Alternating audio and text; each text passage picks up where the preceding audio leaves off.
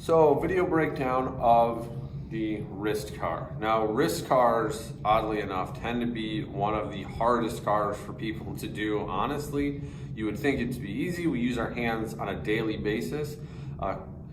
Keeping them honest is tough for a lot of people. What we want to do is make the biggest circle we can. Here's a little challenge for you at home. We know we love our phones. I tend to have people do this the first time. Take your phone and put it right on your forearm, all right? And then I'm gonna say, Thomas, don't break my phone, don't drop my phone. This is so much pressure. So what you wanna do is pull down as much as you can, okay? And most people can do that pretty well, but just tend to look out for how much flexion you have there, our wrist extension. So what we're gonna do is rotate towards the inside, pulling that pinky in, pulling up, pulling over towards the thumb side. Oh, see, Thomas is having a hard time. I'm gonna safeguard my phone, pulling in and down. And just trying to draw the biggest circle you can with your wrist. You can do this closed fist or open hand.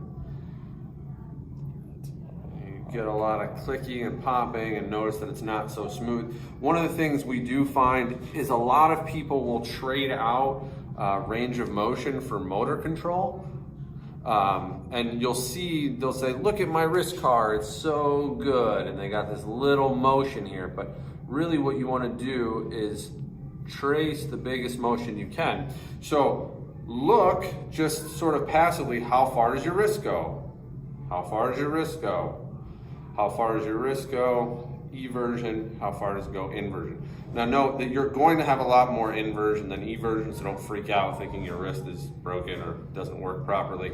You're gonna have a lot more this way. But once you see sort of what your limits are of the motion, that's what you wanna try to hit when you're doing the car. Now, if you're gonna do them open-handed, it's okay for the fingers to be a little expressive at the top of the motion.